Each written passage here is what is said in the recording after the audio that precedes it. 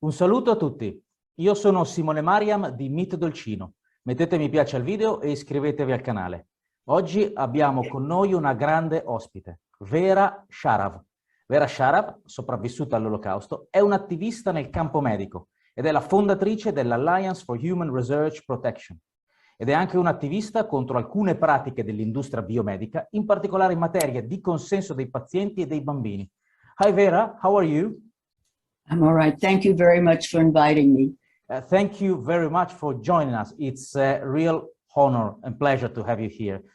So I'd like to start our interview asking you if you would like it, if you could briefly introduce yourself to our audience, and also if you could tell us what about these days reminds you of what happened in Europe during the Nazi occupation and why.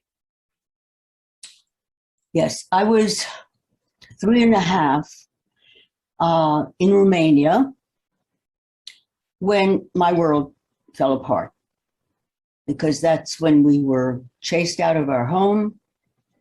We were deported to a concentration camp in Ukraine, where my father died when I was less than 5.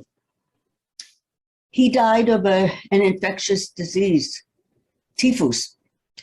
This was rampant in all the camps and the ghettos because of the conditions, the overcrowding and no hygiene and starvation. So most of my personal memories of that period were as a child. But one of the things that I've learned is that most adults don't realize how much children absorb.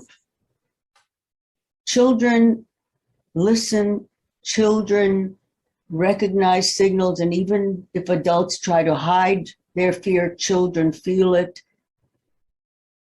And they, in such traumatic circumstances, children actually become much more grown up than their age. They grow up too fast. Never did I ever think that at this stage in my life, I would again be bearing witness to a horror.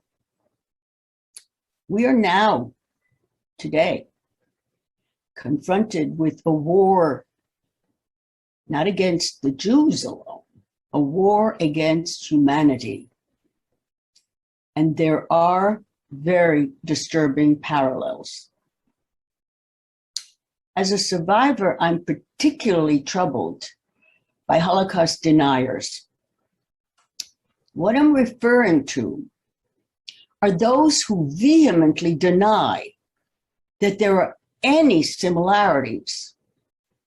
They refuse to recognize and refuse to hear about the bringing together what happened then and what happened now.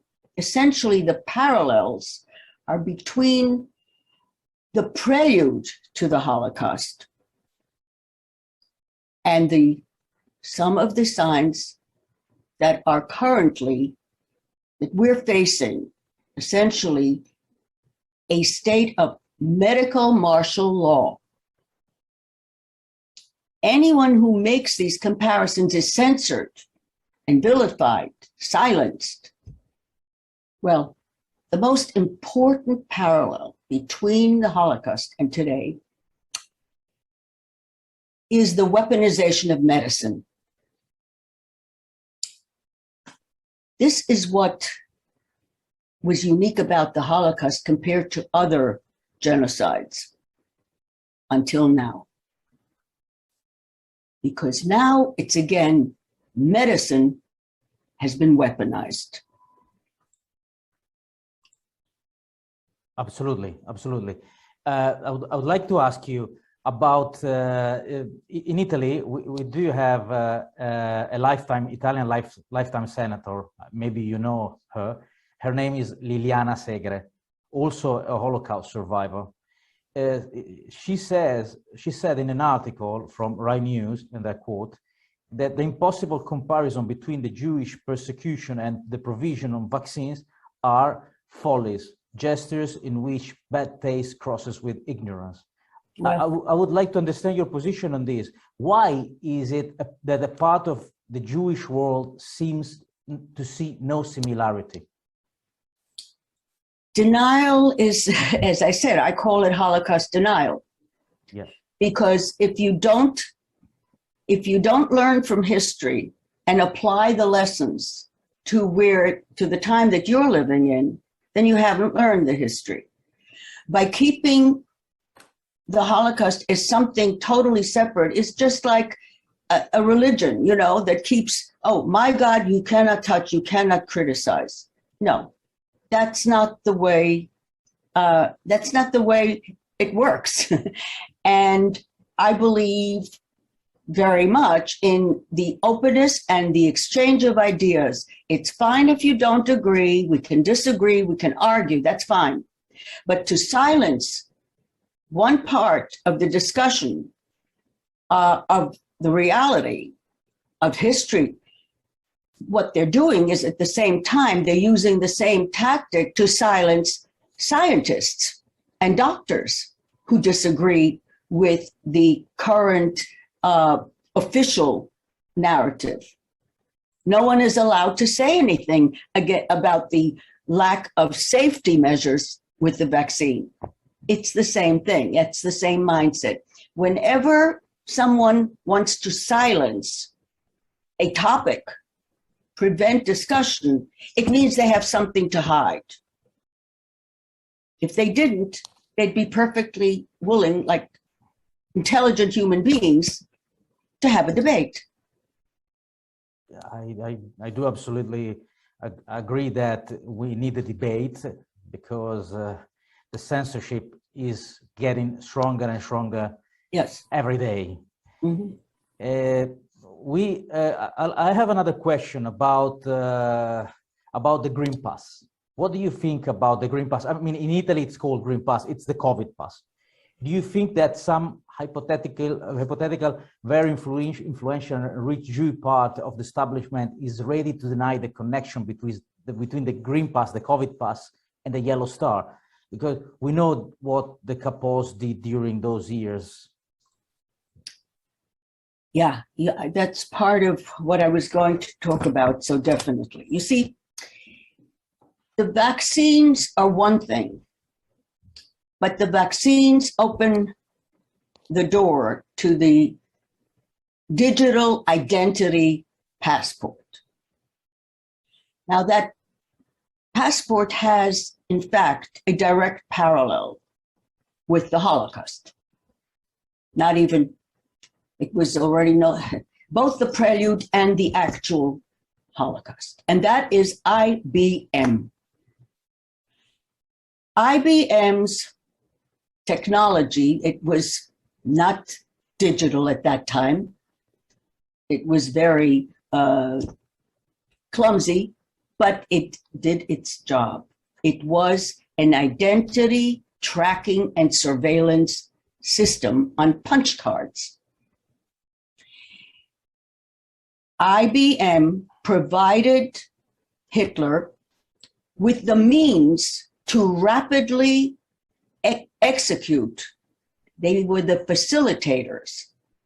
What they did was they hired thousands of people to do census, first in Germany and then in the occupied countries. And that census included all kinds of personal information, of course, including race, religion, but also property, education, schooling, financial information. It had a lot of information. And when they were ready to proceed with the Holocaust and to massively deport people to killing camps, it was the IBM tracking system that helped them to quickly identify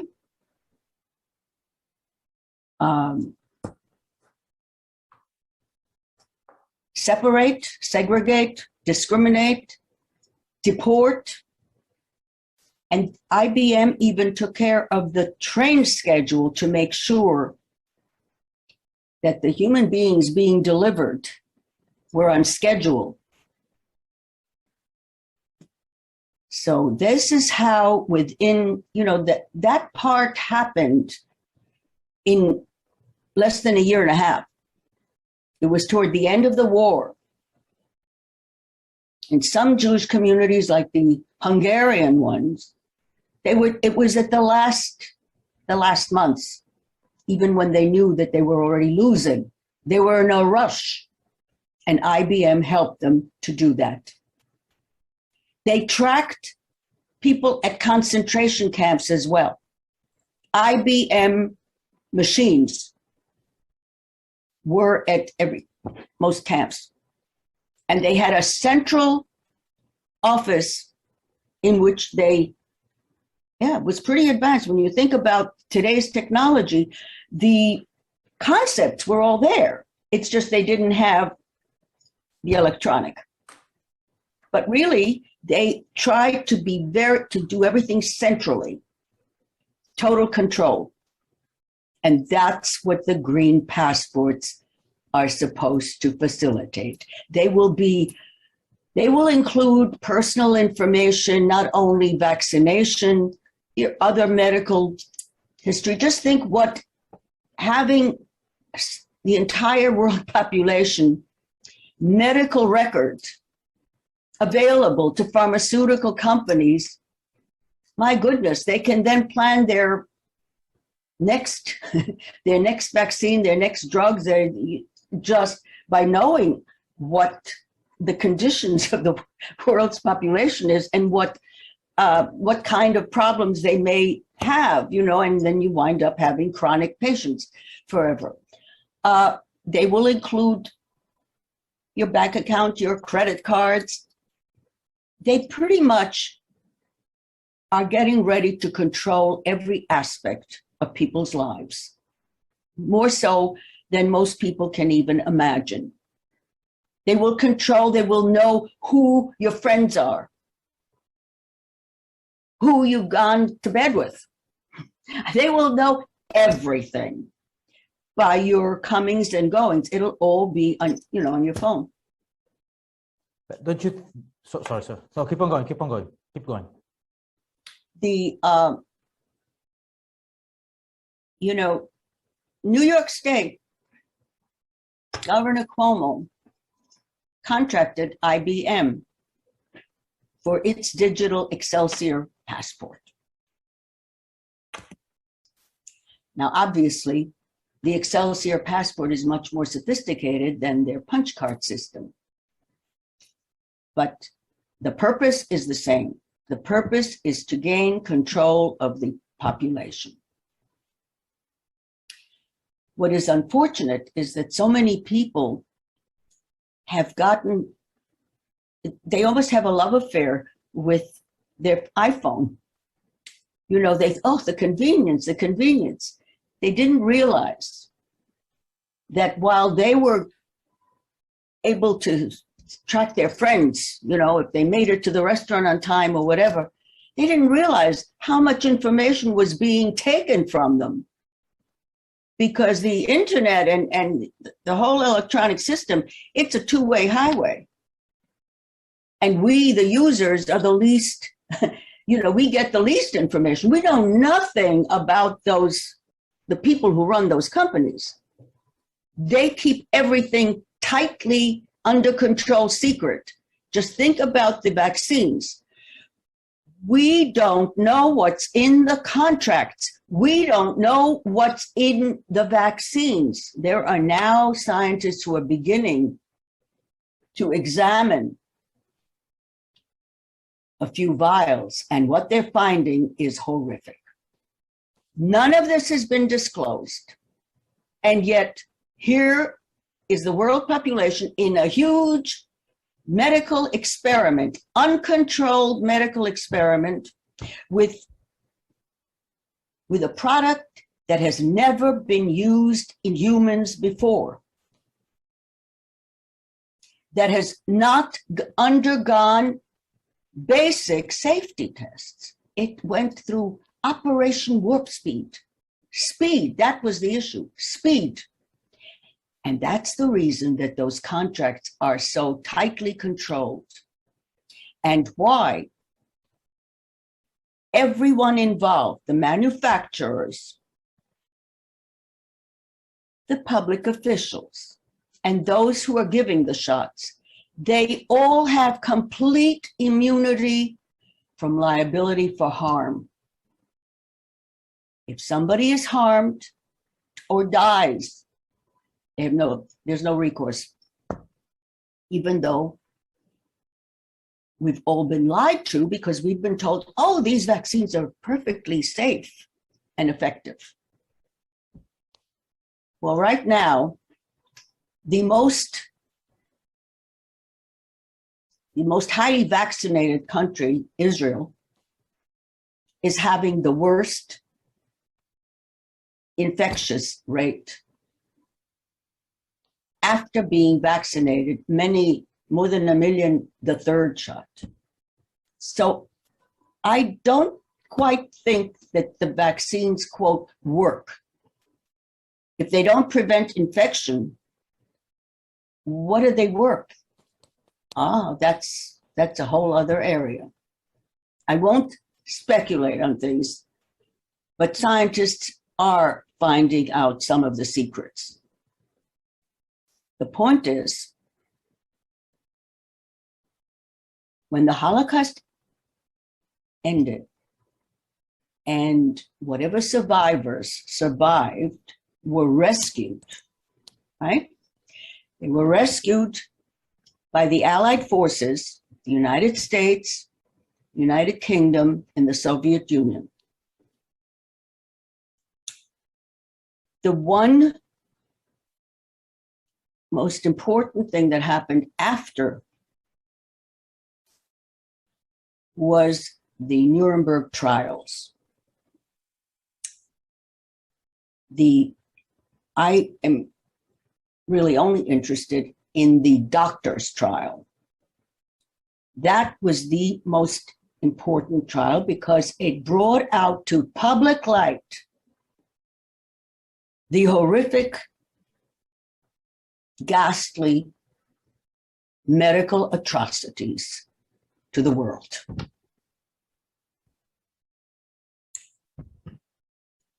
Definitely, definitely. Don't you think that this plan is maybe too big, and maybe it might be somehow at some point uncontrollable? What do you think? That what would be uncontrollable? The plan, you mean the Great Reset? Yeah, because in the Second World War, it was Germany and a few occupied countries, and Japan, that's it. Now it seems to involve the whole world. Oh, no, it is. Now it's, no, the plan is absolutely for the entire human species. Don't you think it's too big? Maybe it might find some crack in the system, or it might fail because it's too big. At some point. You see, this cabal, this absolute conspiracy, is a very small elite, a small global elite. We are the billions. If people rebel, they can't do it. This is the most important time in our lives, whoever is alive now. This is the time to say no, to resist. Absolutely. Then it can't be done. One of the problems has been why we've gotten so far into this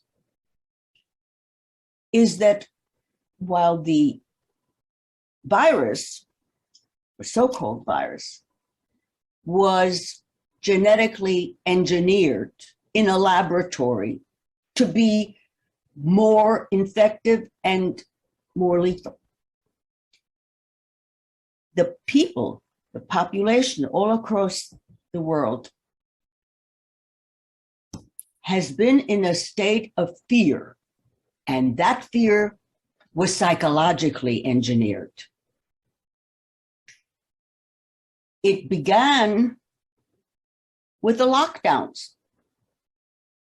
The lockdowns glued people to their television, and that's how the propaganda began. And the propaganda has been incessant with tales of horror. We began, and how did the lockdowns begin? With a big lie, a mathematical modeling prediction tool that was calculated to create panic. It said that hundreds of millions were going to die. So it just scared everyone to death, and they've been in the grip of fears ever since. It was a lie. There were lots of lies during 2020, before the vaccine, and since the vaccine. Most of what you hear and read in the mainstream press, and even the journals, the medical journals, they are adhering to an official lie that is intended to keep us in fear. Fear is what the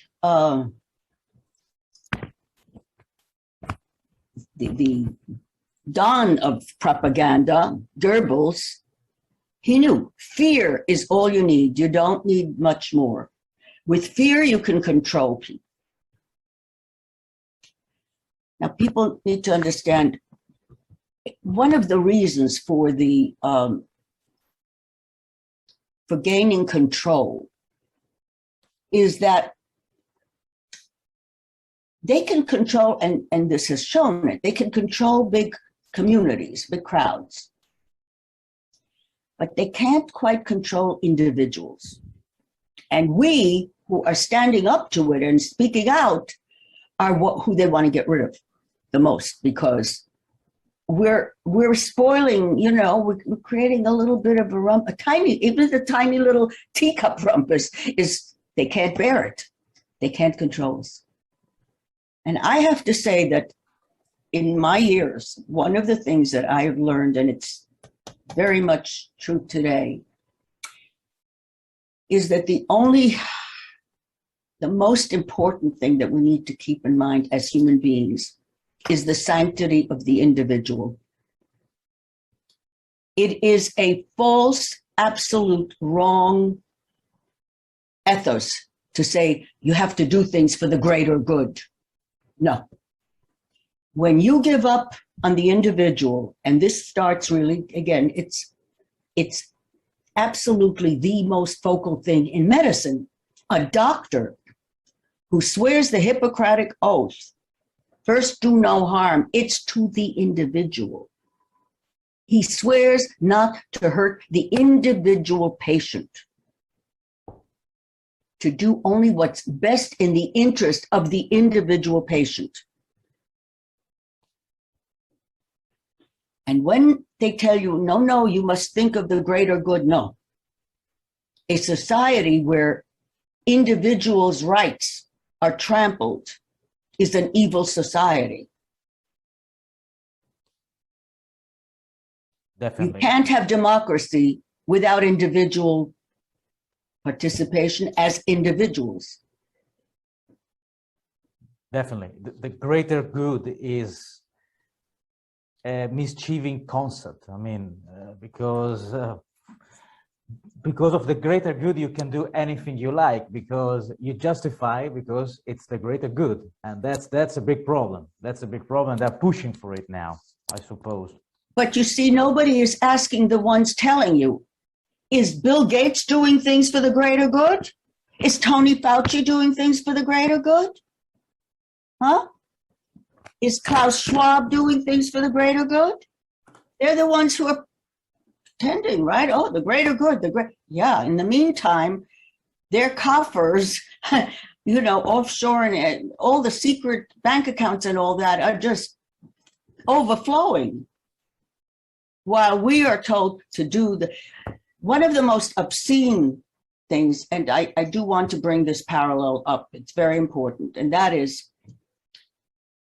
that Jews were not the only ones who were caught up in the dragnet of genocide. The first medically murdered victims of the Holocaust were German infants and children under 3. Their crime, they were disabled in some form. So they were regarded as expendable. Next were the mentally ill. And then other disabled. And finally, nursing home and long-term care residents. It was called Action T4. And it was being conducted from 1939 to 1945, the entire period of the war. More than 1,000 babies and children were medically murdered. Some of them were subjected to starvation diet so that the doctors could record how long it took a child to die from starvation. 6 hospitals were transformed into the killing stations. T4 was a pivotal aspect in preparation for the Holocaust. They tested various methods of medical murder, including the gas.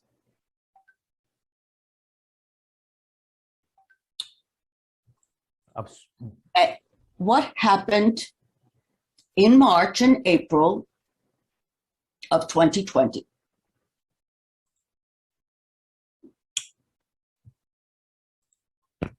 Officials, heads of state, issued murderous decrees targeting the elderly in nursing homes. This happened all over Western Europe. The most advanced, wealthy countries with the highest standard of living.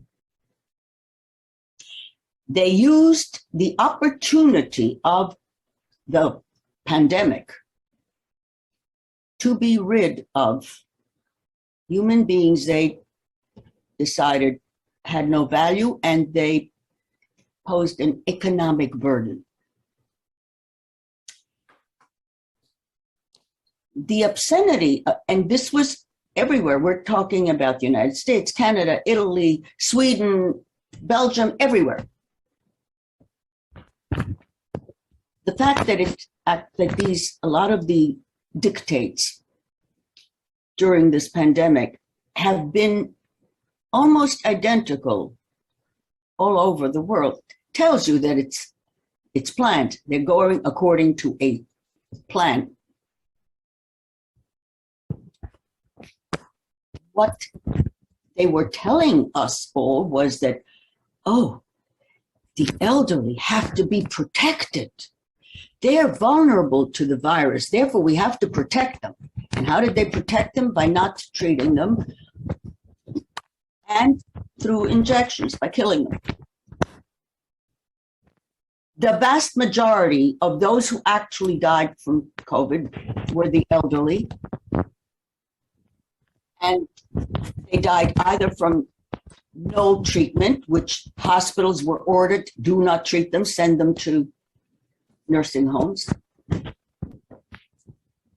In my own state of New York, Governor Andrew Cuomo predicted before he issued his murderous order, he predicted that the virus in nursing homes will be like fire through dry grass. Fire through dry grass. And then he issued the order. He is a mass murderer of more than 15,000 human beings. And I'm sure you have your own similar. Yeah, we do. We do have our similar things, yeah. As you said, it happens all over the world. Oh, Western world mostly. Western, no, this is important Western too. world mostly, yeah, definitely. This is important because the Western world feels so superior to the Eastern world, right? Well, guess what? The Western world is behaving so much worse. In the poorer countries, they're treating people with ivermectin, hydroxychloroquine, whatever they can get their hands on. But here, governments prohibit doctors from utilizing curative available medications for COVID. They're not allowed to save lives. Dr. Didier Raoult in France, he's being crucified for having alerted doctors what works. And since then, Dr. Zev Zelenko, a New York family physician, followed Dr. Raoult's protocol and then created several more protocols. He saved more than 6,000 people without 3 deaths. Now, that's a ratio that no hospital can match. And these people didn't need hospitals. And the hospitals, even now, they're killing patients. The ventilators are killing patients. That's what killed patients in hospitals then, and they're still using it. They're still not allowing the cures to be used by doctors, and doctors who use them lose their license. It's somehow dangerous to go to hospital now. Well, but let's think, why would they forbid doctors from prescribing drugs that are fully FDA licensed, have been used for decades, so they have a long safety track record? What is the crime of repurposing a drug that's approved for one illness to another? Doctors have always done this. This was perfectly legal until now. With COVID, you're not allowed to. Why? You want to know why? Yeah, obviously. It's strictly it's strictly an issue of profits and politics. The two poisons. If there is an available treatment, curative treatment, you cannot allow an experimental drug or vaccine to be used by the public. Can't do it. The only way you can get emergency use authorization for an experimental drug or vaccine is if there is no other in existence. Definitely. And now, on August 23rd, the FDA added another crime to its long list. It gave approval to a Pfizer mRNA vaccine, Comistop. You could look it up, the name, it's a made-up name anyway. But guess what? That's not the vaccine that is being used and that will continue to be used in millions of people. The one that they gave approval to it doesn't exist. Now, why would they do that? And without any safety evaluation, without the advisory committee. I mean, they did away with everything. They just, like that. Why?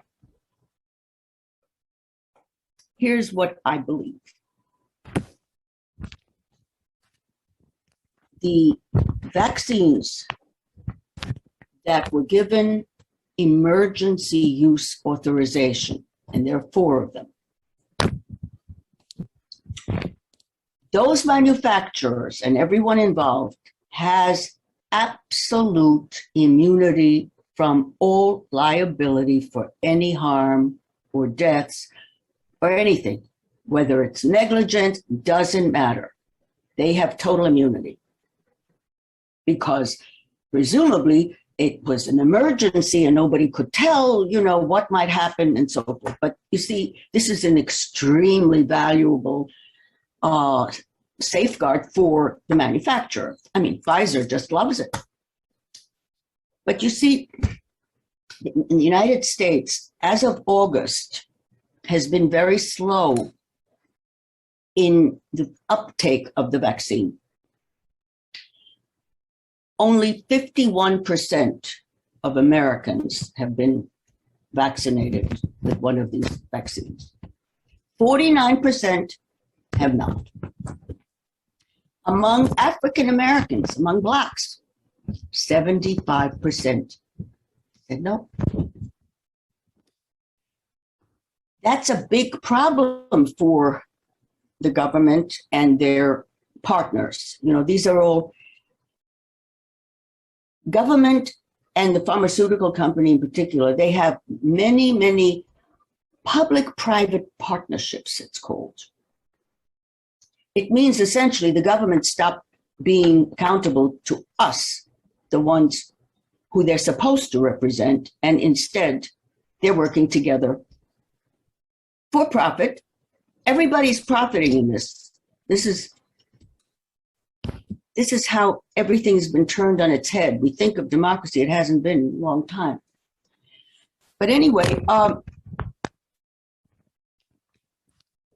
so that's why they decided they needed to push the mandates. And they can't do mandate with emergency use authorization. Lots of lawyers have looked into that. They can't do that. The only way they can mandate in the United States is if it's approved. So FDA did the approval, but there it is, a sleight of hand. Which vaccine is approved and which vaccine is still under emergency use. Lots of tricks, all dirty. I mean, if it wasn't so tragic, if the human casualties of those who have taken the vaccine wasn't escalating every single day, the death numbers keep going up. But the public doesn't know that. They've created a unvaccinated pandemic. The unvaccinated pandemic. It's a total lie. The harm that is being done now. There's another thing about why they need to, why they're in such a frenzy, I would say, to vaccinate everybody. Notice I said before that whoever is taking the vaccine is a human subject in an uncontrolled mass clinical trial, a phase 3 trial. We, the unvaccinated, are the unwanted controls. If we stay healthy and nothing happens, you know, we may have had COVID by now and have immunity. We spoil the plan. That's the problem. We spoil the plan. And as many of us as resist and do not go along, we will win. It's only by giving in, by obeying authority.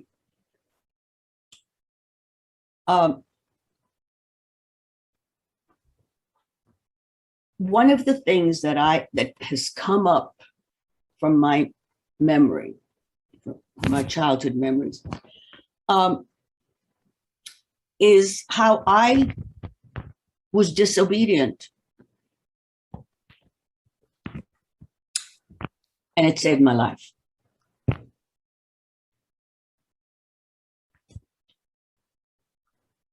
Just very briefly, I was separated from my mother when I was 6. She remained in the camp and I was rescued. Now, I was en route. For more than 10 months, I was essentially a child en route, no parents. So one of the things that I relied on was the kindness of strangers. But I had to pick who I entrusted myself to. That's not an ordinary thing. On the train to the harbor where we were en route to Istanbul and from there to Israel before it was a state, this was in 44. En route to the boats, I befriended a family on the train.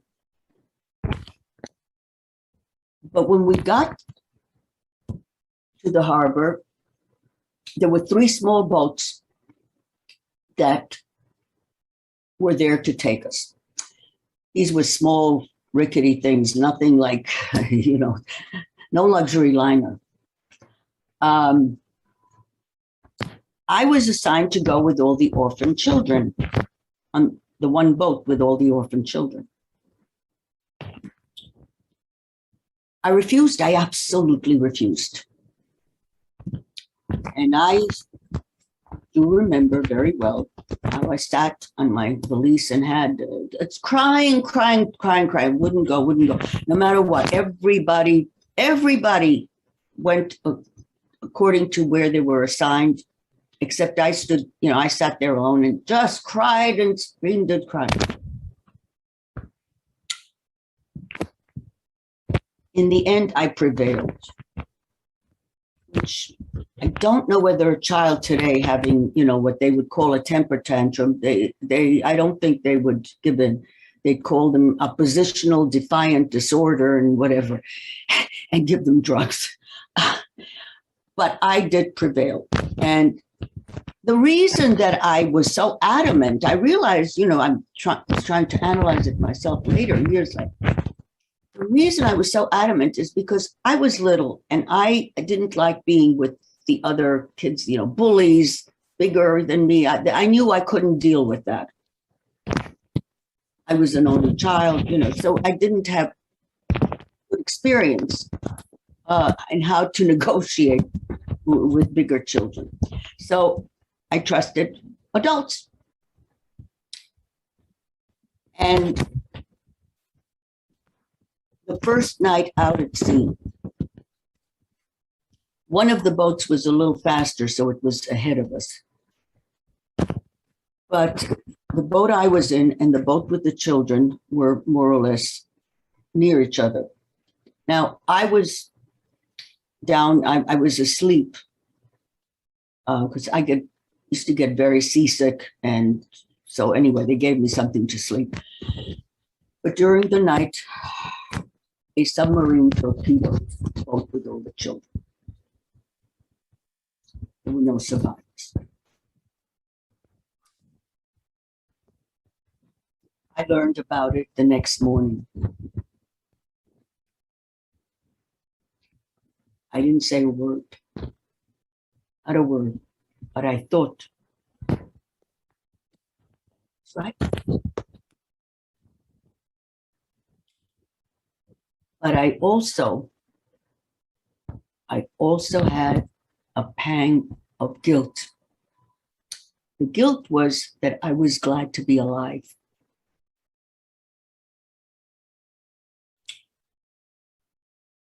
And, you know, of course, it could have been the other way around.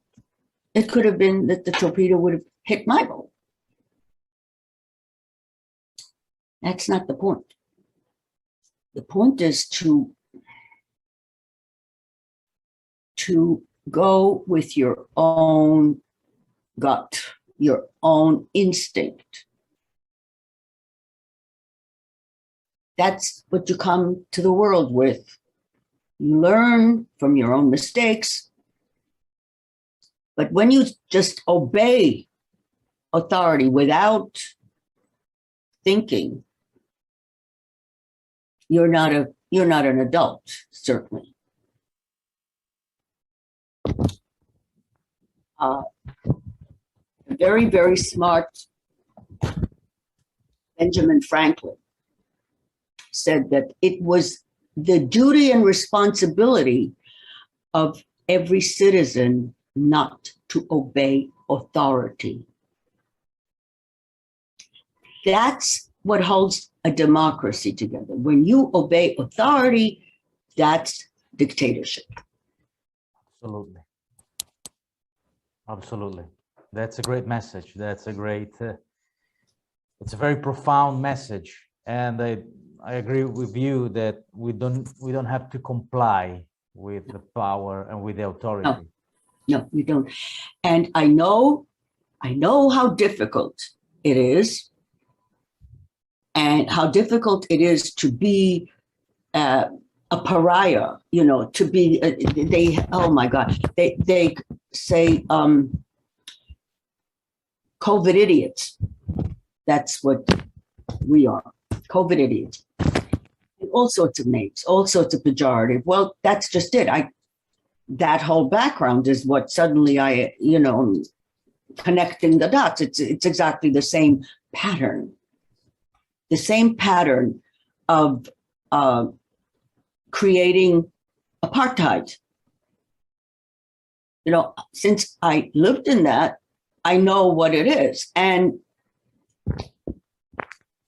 the more you give in, the more they'll insist on other restrictions, other denials, other ways to make your life more miserable. You will never, ever be in control of your life at all if you give in now. This is the time to resist. It's imperative. Everybody's life depends on it, including yours. Yes, absolutely. This is one of the things. Tyrannical regimes do this sort of thing. They've been playing with people. Now you have to lock down, and then next week maybe not, and the restaurant maybe is allowed to be open till 8 o'clock and then only till 10. I mean, this is then you have to be masked, right? And even masked outside, masked inside. In Australia, they're pepper spraying children who are without masks outside. I mean, it is as bad as, yes, this is the way the Nazis did things too. And one of the things that a lot of other Western countries, people in Western countries who thought about, you know, knew something about the Second World War, and they couldn't understand, how could the Germans allow this to, you know, how could that happen? Well, just look around at every masked person. That's how. And this is all very psychologically scheduled even. Yeah. Look how they weaponize medicine and psychology. I realized that's very essential, you see, because by having the medical and academic professions go along with the regime gives it a veneer of respectability of ethics. It's not. It's just a veneer. It's a fake. That's what fake and fake news is what we've been fed all the time now. People need to look for the alternative sources of information. As hard as they are making it and taking websites down and all the harassment, nevertheless, there's a very rich body of alternative sources of, yes, of accurate information, information that you need if you want to live like a human being. Absolutely. And 49% of American people are not following, apparently, the order of the authorities. So these alternative source of information are working in a good way, let's say.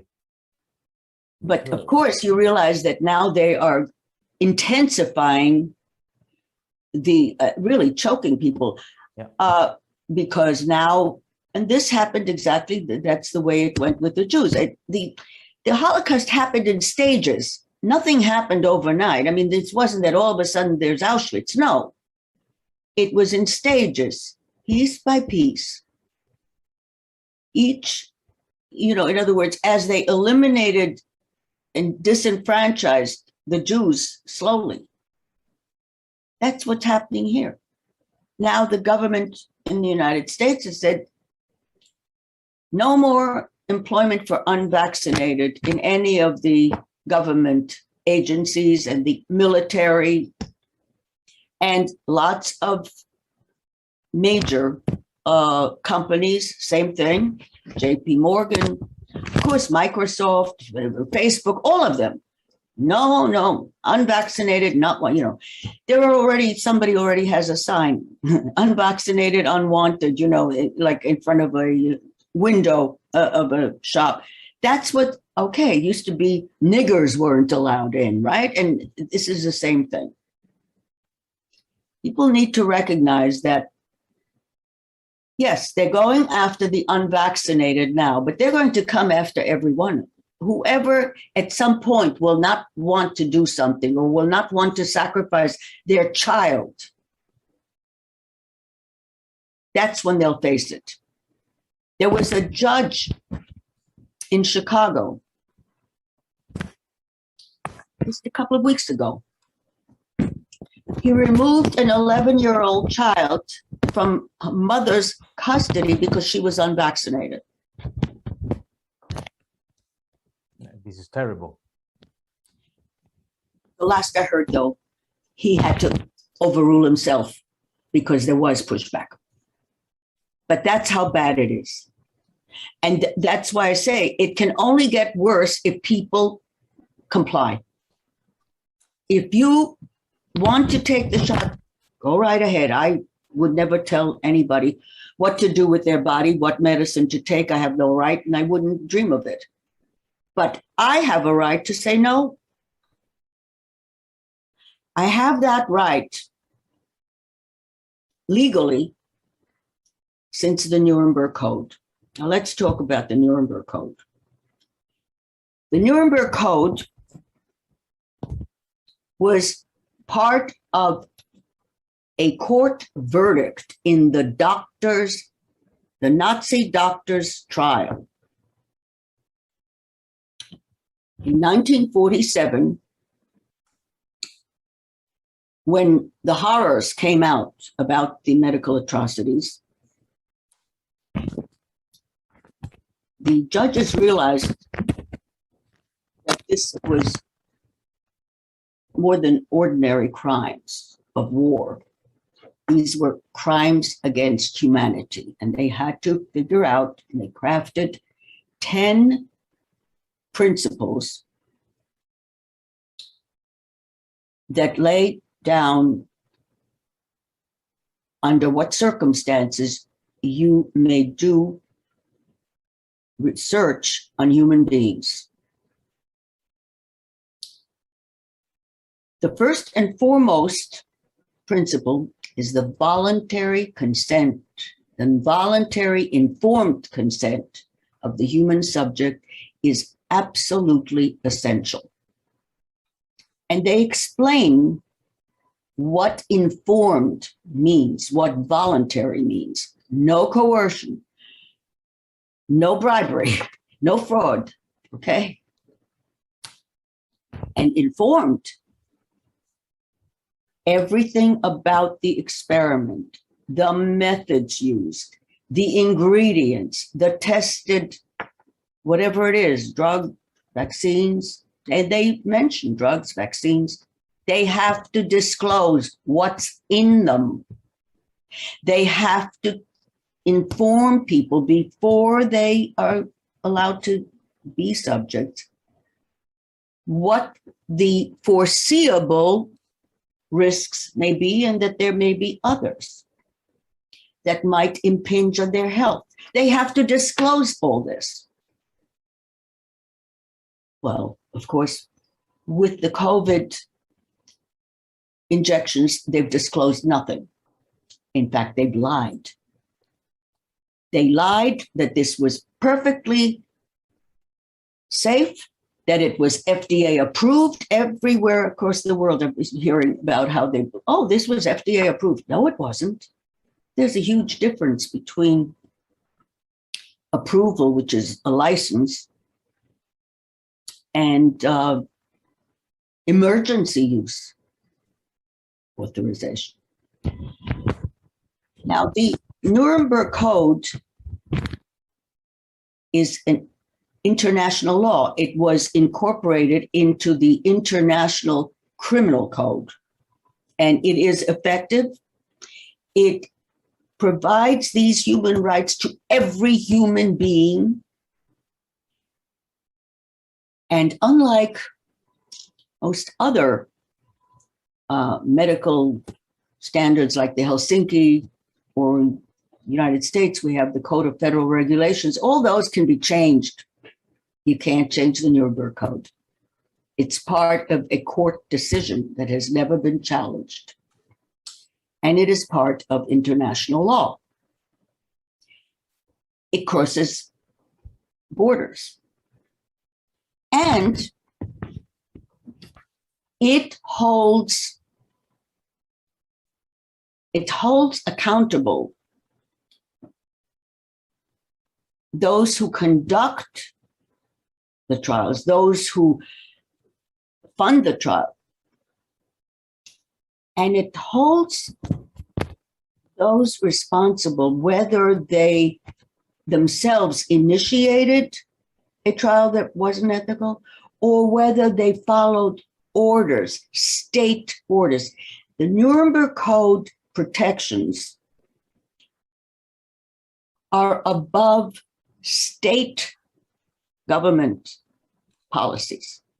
So if there's an evil state policy, the Nuremberg Code will hold everyone responsible who goes along with the illegal, essentially, it's immoral state policy. That never happened before. And I don't know that it's happened since. You see, that's the problem. The Nuremberg Code needs to be used more often. It's been used very sparingly, but it's been used. And I was involved in 2 cases where the judges absolutely cited the Nuremberg Code. So the laws are different in the different countries. And in the United States, most cases have to follow a precedence. So the more precedents you have, the better chance you have of convincing, the judge, because nobody wants to make a moral, especially a moral decision on their own. They want precedent. So the only way to have precedence is to keep arguing Nuremberg. And then you'll have lots of precedents. And I hope that during this time, there are many, many lawsuits prepared and for filing. And some of them, will be on our side, and some already have been. So this is very important, because this is our weapon. our moral weapon, the Nuremberg Code, because the Nuremberg Code holds that, yes, the right to voluntary informed consent is it's just each human being. It sets human beings apart from animals. Not that I'm for torturing animals, but humans are on a different level. And when we talk about those who are planning the Great Reset or the New World Order or the Fourth Industrial Revolution, notice how many different, they're trying to get it from all angles. To them, not only are we not in any way special compared to animals, we're no better than widgets. You know, they just think of us as technological databases from which to extract information that they can use. It's a very diabolical plan, and it's there for people to read. Just go on the World Economic Forum and you can read the entire thing. It's all laid out. I'm not making up a word of it, not at all. On the contrary, you'll be pretty horrified to realize what it is they're planning, how dystopian it is, how totally they want to strip human beings of their humanity. These people have absolutely no human empathy whatsoever. Definitely.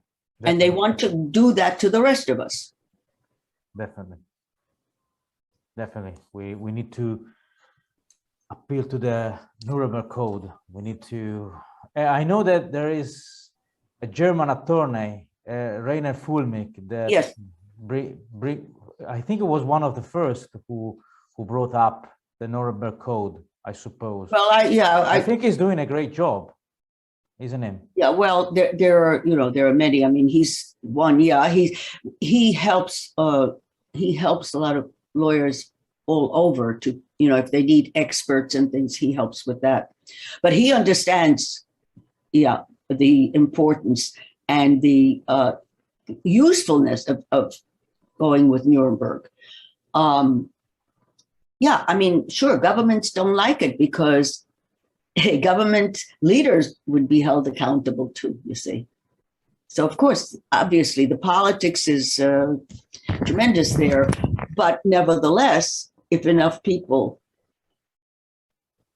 and what's interesting, there's a case, it was a federal case decided in New York against Pfizer using Nuremberg. So there is a precedent. Yes. Oh, there are several. But this happens to be with Pfizer. Yes, where in Kenya, was it? I think Kenya. They used children to test an experimental antibiotic, and children died, and children had irreparable damage. And the lawyer, it was a very tough, many years it took because it's very difficult, but got it into first one court denied him that there was no jurisdiction, but federal court said, and Pfizer lost the case and had to pay some damages. That's very important. Definitely. I mean, one of the things about all of this is, yes, who is Pfizer? Who's Moderna? This is one of the worst companies with the longest rap sheet, as we call it, criminal and civil rap sheet of all the pharmaceuticals. Definitely. And people need to see it because some people seem to be blind to it. Well, one of the ironies, I guess, is that most people cannot imagine what evil really, really is. They can't imagine that another person would really purposely do such evil, murderous thing to other human beings. They can't believe it because they're not. You see, they don't they're not evil. So they can't imagine someone else actually being that evil. That's why they think that we're, oh, conspiracy theory, conspiracy. There's no theory. I wish it was. I wouldn't be upset. I wouldn't have sleepless nights if it was a theory. Definitely. This interview, I think, is very precious, and I think it's, I can say, maybe the most important interview we had. One of the most important interviews. How do you get it out to people, though? After all, are you going to translate it or what? I'm going to translate subtitles. I'm going to put subtitles in it. So I'm going to work tomorrow. Oh, I see. In the next few days, it will be posted on our YouTube channel and on our blog. And I will send it to you so you can share it. Yeah. As many people as you can. And if you have something more to add, you are more than welcome to do it. I just want people to realize that all is not lost yet. And it's very important for people to get together with others, with groups that are trying to fight this. You'll get more energized. I mean, let me tell you, at my age, I am so, if I wasn't so immersed with work, with trying to keep up and with doing all of this, I would be very depressed. I would be really, really depressed. It's important not to get depressed. It's important to realize that, no, we can stop it. We can stop it. And I know there have been demonstrations in Italy and in France and in Germany and in the UK. We've had some in New York, but in the United States, the demonstrations are not as big. And don't forget, we had another problem, which was January 6th, where they pretended that there was an attempted coup d'etat. There was no coup d'etat. This was nonsense. But it has put the Homeland Security and militarized police trained and at the ready. So people know that. And it's risky. In fact, Homeland Security just a week ago put the unvaccinated as local terrorists. How's that? This is the way you isolate and really demonize people and set them up for just shooting them down. I mean, this is an invitation to violence. So Americans, especially those who are rebelling, they don't have to be very careful. No violence. It's got to be very much civil disobedience. Yes, sorry, keep going. I wanted to read to you one thing, which Hannah Arendt, the philosopher, her description of isolation, of what it does in her book, Origins of Totalitarianism. And she says, terror can rule absolutely only over people who are isolated against each other. Therefore, one of the primary concerns of tyrannical government is to bring this isolation about. Isolation may be the beginning of terror. This fits exactly to the COVID undisclosed narrative, but what we're seeing. Yes, it's what they're trying to do. Absolutely. Well, you've given us many information, but not just information. Your voice, I think it's very important now because your message is very profound, and your life experience could teach us a lot of things, you know, because you are a witness of, you've been a witness of a very dark time, and you live on your skin what happened. You know, you experience directly. So you can help us recognizing the horror that we might live again, you know, because these are the nephew of the Second World War, you know, that I think the people in charge, you know, and as you said, they don't really care about us. We're just a bunch of information, and they need to, and they just want to extrapolate some information, and that's it, you know. And so I think we need to gather, and we need to do civil disobedience and this kind of stuff. And your message today is very appreciated, and I'm sure the Italian public would be very glad to hear your voice and your message, because it's very important that what you're doing. And we want to thank you for having accepted our invitation. This is a great honor, you know, to have you here. And because with your voice, we can do something even here. We can help some people here as well to understand better what's happening, you know, because people. That's what I hope, because people need to feel that, you know, that what they're sensing is something wrong. Yes. There's something very wrong, and it'll only get worse if you comply. Absolutely.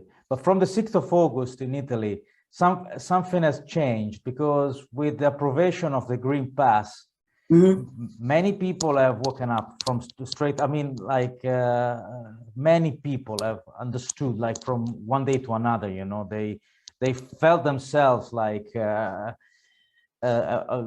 felt themselves like, how can I say? They feel themselves like they are like the authority is going and grab them and trying to force them to do something, and they see a lot of resemblance with the Nazi history, you know. So many people are waking up now in Italy. I'm telling you, it's incredibly fast, you know, the awakening of people now, you know. Well, that's important, and that needs to be, you know, helped and supported and encouraged, because that's what will win in the end. It's only that. It's really people waking up to their. I mean, I'm deeply horrified by the fact that the Israeli public has so completely gone along and totally trusting. I mean, their children, more Jewish children, have had this injection probably than any other. I mean, it's insane. This is a big mystery to me as well. Well, it's what it shows, though, is what I said to you, and people are people. People are individuals, and you've got gullible people in all different groups. You've got saints, and you've got, you know, devils. Everybody. It doesn't matter. So the difference is whether it's country or religion or whatever. All that is very much beside the point. The importance is how the individual, what kind of moral compass do you go with? And when you go with, again, this is groupthink. It's got all kinds of names, but that's what happened there. They are so trusting, and it's the craziest thing. Those of us on the outside now realize, I mean, my God, it's like creating a ghetto. Yes, it is. They do not conceive that their government could have deceived them the way they have. They really can't believe it. Yeah, it's just terrible. And but I think that eventually, if you know, when we win, when we overcome, you know, remember there was a song, "We Shall Overcome." This is what needs to be the anthem. Then one needs to assess what has been wrong with education. That's what led to all this. the education, which has been a system evidently of not teaching children to solve problems and think for themselves and be willing to go against the teacher. So what's the crime? Yeah, definitely. You know, but instead, I know how it is in America. I mean, they're taught to repeat what the teacher told. The more you can repeat the exact words, you'll get an A. Yeah. That's wrong. It's the same here. That's wrong. You see, yeah. Part of it is, you know, the influence of people like Bill Gates. He funded some education stuff in the United States. It failed miserably, but it set the thing in motion anyway. Often, you know, it's very insidious. Sometimes something is started and you think that it's gone, but it isn't. The bureaucrats have a way of cementing it, you know, and it doesn't disappear. Just like in hospitals. There are really a senator during the Obama years, he tagged it death squads. And when people heard that, oh my God, death squad. So they thought it was over. No, it's not. It's going on. People, families are being pushed to put their loved one who is sick to hospice care when they're still, you know. Yeah. And those get paid more than other doctors. That's how it's done. The same thing happened, and I'm sure it must be in Italy too, the United States. Hospitals got more money if they treated COVID patients with the COVID protocol, which meant the ventilators that killed. They got higher pay for that than other patients. Yeah. So they didn't want to treat other patients because they were getting more money. See, this is how the corruption takes over an entire institution, everything. Yeah, it is. The hospitals here are blocking you if you don't have the green pass. Some hospitals, you know, they let you die outside, you know, if you don't have the green pass. Some hospitals. So this is, it's getting fast, you know, like this plan is growing fast, but hopefully, as you said, it can be stopped. It can be stopped, and we can overtake it. They can't do it if they don't have enough people. And actually, I don't know, you know, what the percentage is needed, but I'm not a gambler, but it can be stopped, and we have to. Absolutely. And I think that if people, as long as people are going to the streets and all that, I think that's very important. Definitely. Because they gain just by being with others like them, so they don't feel so isolated. The isolation is terrible. Isolation, of course, was a punishment that was used to incarcerate the elderly as well. I mean, a lot of them also died from just, you know, isolation, depression. They had nothing to live for. Yeah, definitely. So thank you very much for your time today. Thank you. We really appreciate all of your words and your message. So I just want to say thank you and bye. Thank you very much for your. Thank you. I hope sometime maybe I can return to Rome. Yeah, you will. You will be our guest. Don't worry. Yeah. Okay. Thank you. Have a nice day. Thank you. You too. Thank you.